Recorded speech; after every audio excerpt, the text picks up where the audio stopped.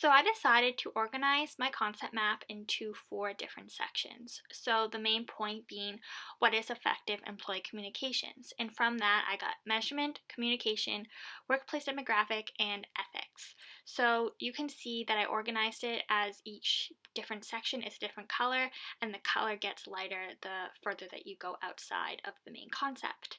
So with the first one I'm going to be talking about is communication. And with communication, there's internal communication, which is a really big part of employee communications as it is mostly internal, and you can see that symmetrical communications is on there, which is a concept that I learned in one of my first responder readings. So what symmetrical communication is that is a large positive effect on the quality of employee organization relationships. So within that, I also decided that leadership was a really important aspect of that, but I'll talk about leadership later on. And then also through communications, I got external communications, which we didn't talk too much about as the main course was talking about internal. But with external, there's newsletters, emails, and then social media, which is a really big part of it. And when Tony came in and did a presentation, he talked about the important aspects of social media. And just to name a few I have listed are sales, legal, security, media relations, operations, and events. So the next one I'm going to be talking about is the workplace demographic, which I got hierarchy from that immediately. And with hierarchy, there's managers, which then there's CEOs, and then there's also employees, and then there's leaders. So leaders and managers are 2 different things as we learn throughout this course. And also from workplace demographic, I have philosophy, which Paksha kind of talked about when he did our presentation. So he talked about how purpose, behaviors, hope, belonging, and meaning are all important philosophies of a workplace. So going back to hierarchy, when you see leaders, you'll also see that I have kind of the important aspects of a leader.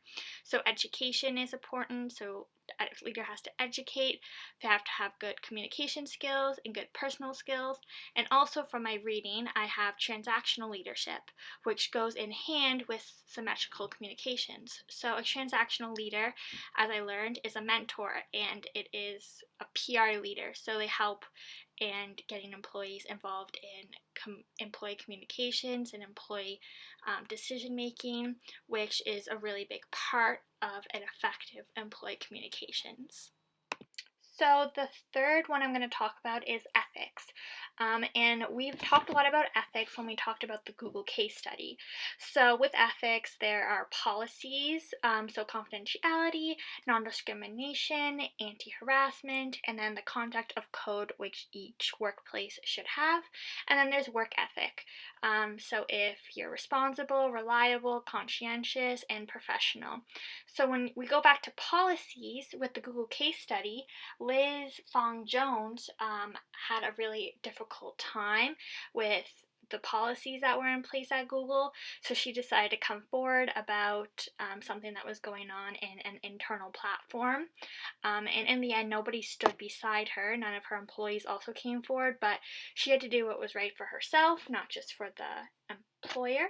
So the last concept I'm going to talk about is measurement. So with measurement, there's evaluation surveys, employee evaluation, peer evaluation, and employee engagement, which I believe is the most important part of this entire course.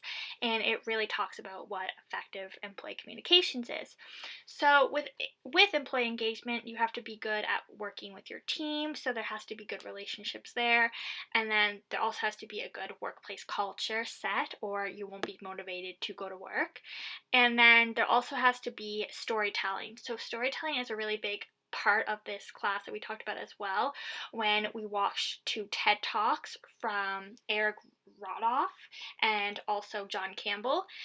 So Eric talked a lot about workplace culture, which now looking at this, I believe that workplace culture and storytelling should probably have a line between the two, connecting them because they really do go hand in hand.